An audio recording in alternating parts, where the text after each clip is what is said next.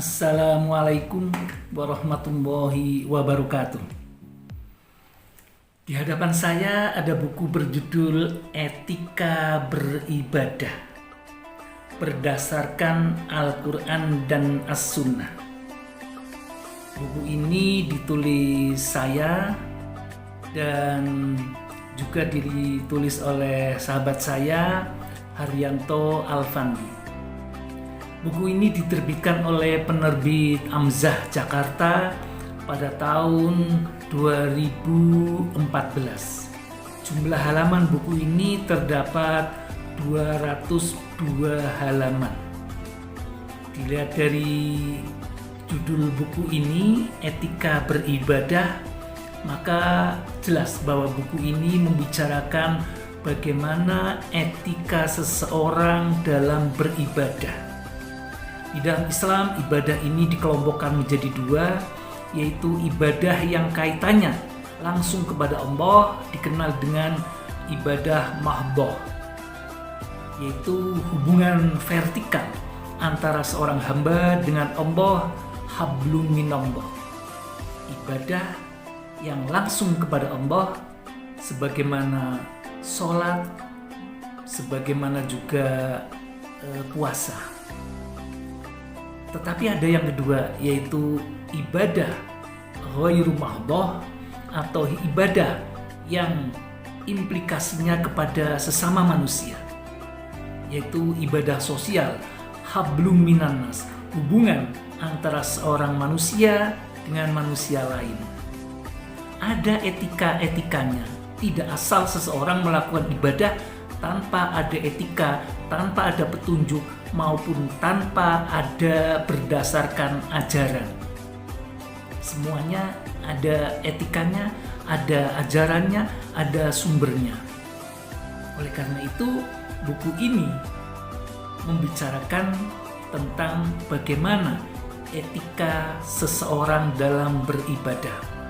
Kalau seseorang melakukan ibadah tetapi tidak menggunakan aturan, tidak menggunakan ilmu, maka tentu ibadahnya tidak sempurna, bahkan mungkin ditolak. Ibnu Rushdan dalam kitabnya Az-Zubad mengatakan bahwa wa kullu man bi ghairi ilmin ya'malu a'maluhu mardudatun la tuqbalu. Seseorang yang beramal, seseorang yang melakukan ibadah tetapi tidak berdasarkan ilmu, maka amal ibadahnya itu ditolak, tidak diterima. Oleh karena itu, kita harus belajar bagaimana ketentuan-ketentuan seseorang dalam beribadah.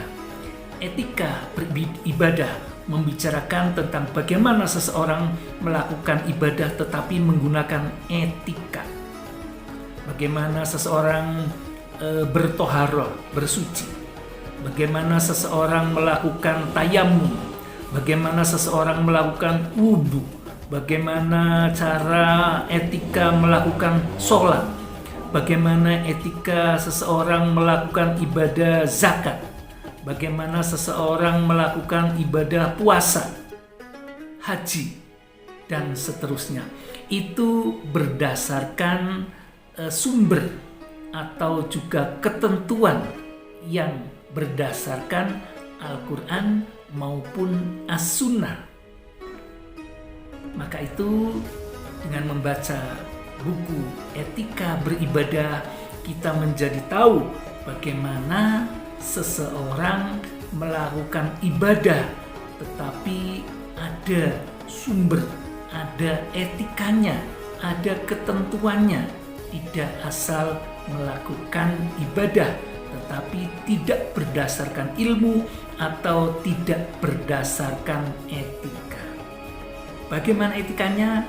Insya Allah di dalam buku Etika Beribadah terdapat informasi-informasi maupun juga terdapat bacaan yang insya Allah sangat bermanfaat bagi para pembacanya, khususnya yang ingin mengetahui bagaimana seseorang melakukan ibadah tetapi dengan menggunakan etikanya. Semoga buku ini bermanfaat. Terima kasih. Assalamualaikum warahmatullahi wabarakatuh.